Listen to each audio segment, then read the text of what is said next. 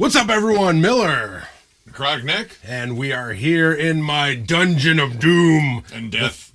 And death. And stuff. Basically, Thralls Studio B with a retro review. This one is Ripping Corpse, Dreaming with the Dead. This came out in 1991. This one has been on my list for a retro review for a long time now, just because I think this is just an underrated album in general.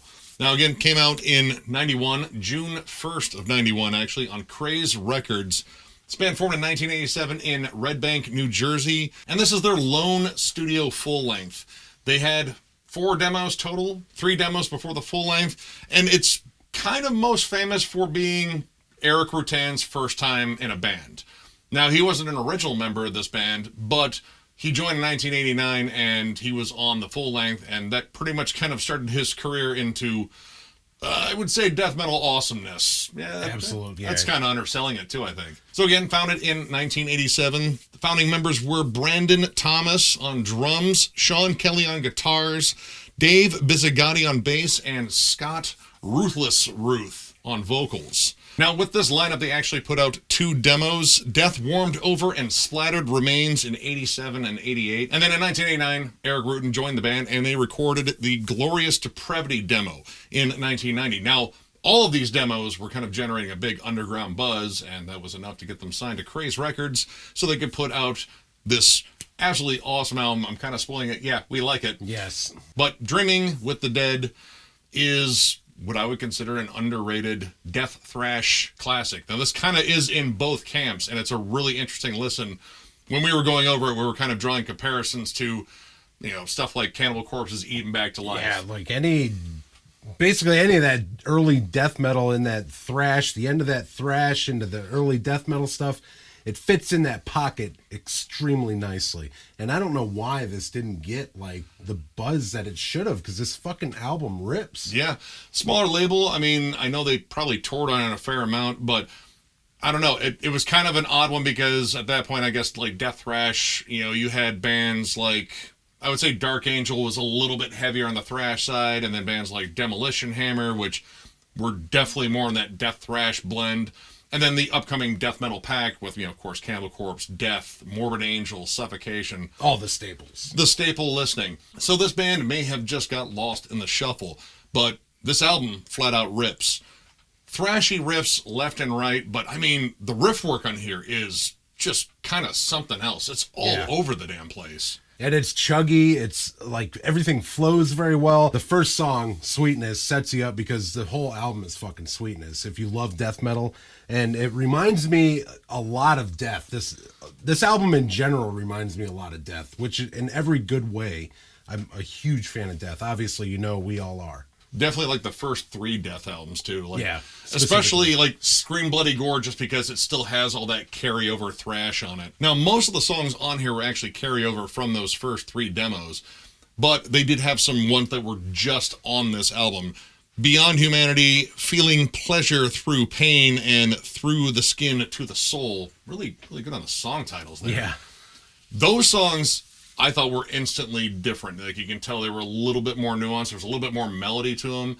And again, the guitar interplay was really, really strange. Like, like melodies that you generally don't think would work. But they do. And it's sad, too, because you can see where they were progressing. And they were just getting better. They were getting those weird notes and weird solos fitting in with the riffs. And it was just, it was perfect. And the solos are really interesting because you got a lot of different stuff on here.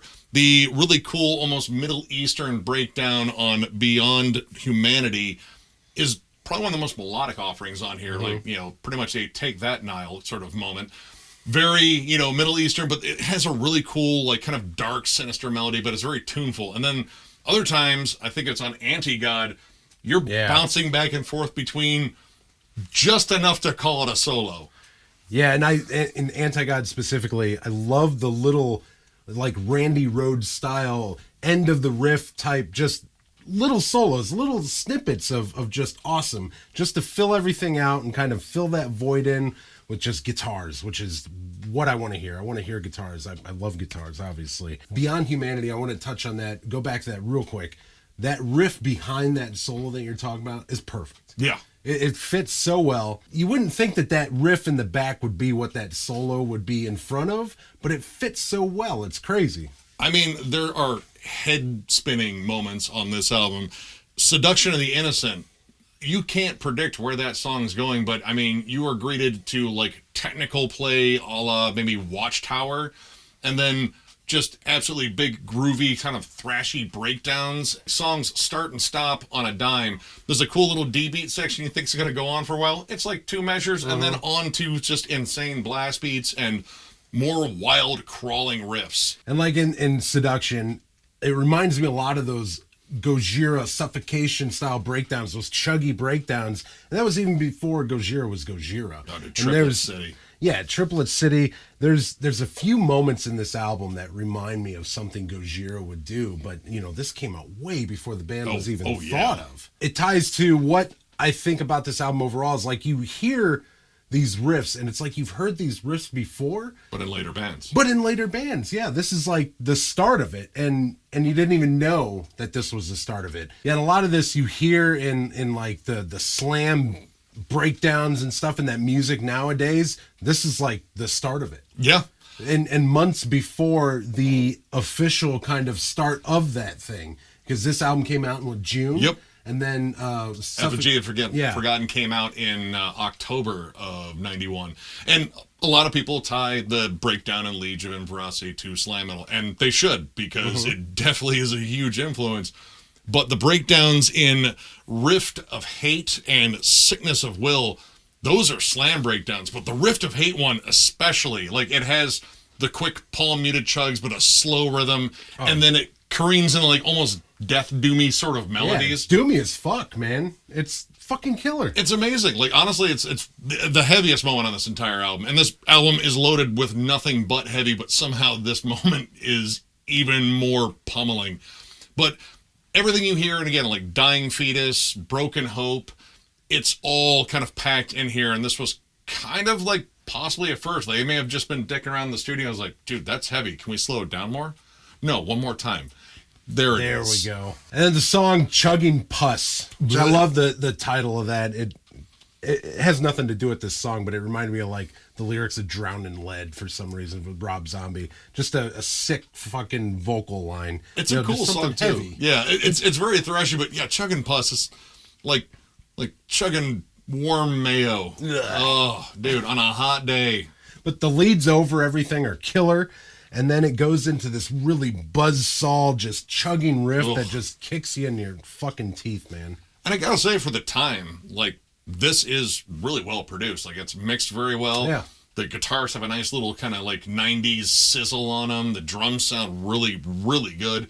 And the vocals in here, I think, are exceptional. Again, it's one of those vocal styles that kind of fits in both camps. So, I don't know, this guy might have been too heavy for like a lot of thrash crowds, but he also might have been not extreme enough for some of the death metal crowds, because he's not really trying to go as low as like, you know, Chris Barnes or Frank Mullen, but he has this really dramatic delivery, and like he'll throw a big at the end of like everything he says. And you know, I love John Tardy. That sort of campiness is always welcome. And it, you know, it just kind of adds like a layer of fun to the album, which, I mean, you know, can be fun, especially in the song Chugging Pus, even though that doesn't sound like fun. No, not at all. But the vocal styling goes with the music styling, because they don't go into either camp. Yeah. They kind of fit in between there, and they write it, and they write it well. And they carve their own path in that way, because they don't choose one or the other, you know. Very few bands can ride the line of some of these genres and do it well. And even in song to song, you hear songs that are straight death metal, just blast beat city. You get the doomy stuff, you get thrashy stuff. There's not a lot of bands that can pull that off and make everything flow and make sense. A lot of this stuff, most of it makes sense and flows very well. The only song that I thought was a little choppy, and like the riffs in terms of when they come in and the riff changes were a little harsh, was Through the Skin to the Soul. That was what I thought. Some of those riff changes were a little harsh, but it's still a sweet song. I mean, it's a really technical album too. And I mean, honestly, at this point, I don't think like really technical death metal had kind of really like jumped on the forefront. Like Cryptopsy was still kind of like, you know, working on their things. Yeah. So they were really just kind of like pushing themselves musically here. And I mean, you had some top-notch players because these guys were young and just doing all sorts of insane stuff that would become tropes in tech death and death metal later. And, you know, they didn't want to make anything just kind of overtly simple, apparently, because you can be technical and catchy and still brutal, and they found that nice little sweet spot there. And I like that you can hear in this album that they have their influences, obviously. You can hear those influences, but they don't stick to those. They're just kind of like, okay, we love this stuff, but let's just kind of do our own thing. And they did it well on this album. And like you said, there's a lot of things that you hear on this album that it sounds like you've already heard, like I said before, but it's in later stuff. Yeah, you definitely have. So overall, I'm going to give this 4.5 stars. This has been one of my favorite underrated death thrash, death metal. I don't know. It's in both camps. Either way, I love it. The songs are wildly inventive, crazy. You hear stuff, again, that is staples of death metal and thrash metal to some degree, too, all in this album. The production on it is solid. The songwriting is wild, but it's somehow contained and controlled enough that it'll really deliver some killer hooks. Doesn't miss out on the groovy sections and slam riffs. Before slam was a thing, yeah, dude, some of the heaviest stuff that probably came out in 1991, probably on this album. So yeah, if you've never checked this one out, check it out. And I'm going to go with a 4 out of 5.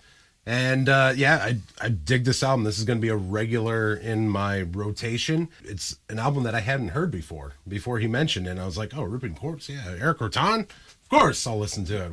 That was the carrot dangled. Yeah. He carried that. I was like, oh, yeah, come over right now. We'll do it right now. Thoroughly enjoyed the album. And I love that they were able to do things that weren't a thing yet, that you've heard. And fitting these solo melodies with the riffing that was going on, and they don't seem like they should fit, but they do, and they do it really well. The musicianship on this is great, and it's really, really unfortunate that they didn't continue with this, because like we said before, those songs that you knew were written later show a progression, and show a very positive progression, and who knows what they could have done. I think the world would have been. Bands like Morbid Angel and stuff would have had to run for their money. Yeah, but it's funny you bring up Morbid Angel because that actually ties into this too in terms of what happened to the band. In 1992, Dave Vizigatti left the band and they brought in one Steve Hornick. And he pretty much stayed on with the band until 1993. They recorded one more demo simply called Industry. And well, I mean, not much happened after that. Hornick ended up leaving the band in 93. He went to Boston's Berklee College of Music, which, hey, that's pretty awesome. That's a killer school. And in 1993, Eric Rutan got tapped to join Morbid Angel. I believe it was when they were still touring on Covenant. But he would go on and be on the album Domination and then leave in 1996 to form yet another cool band, Hate Eternal. Which is interesting because one of the songs on the Industry demo is called The Hate Eternal. I think there might be a correlation. Maybe. Now, Eric Rutan did end up rejoining Morbid Angel for Gateways to Annihilation, but then left again because he's a busy guy. Producer, and of course, Hate Eternal, and, well, I always want more Hate Eternal albums. Now, the rest of the band, namely Scott, Brandon, and Sean, all formed Dimmack in 1996.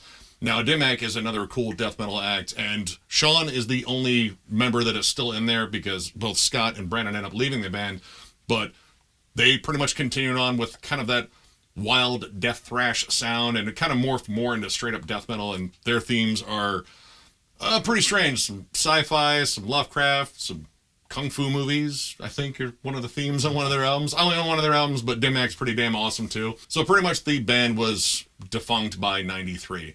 And unfortunately, when it comes down to reissues of this album, pretty tough to get them. There are, multiple different versions of the CD and tape, and I don't even know, there might be some vinyl out there. But in terms of reissuing it, I've heard Eric Rutan has tried to get the rights back, but the price tag on the rights for this album were pretty steep initially. Hopefully, whoever's controlling the rights comes down because this deserves a reissue for damn sure.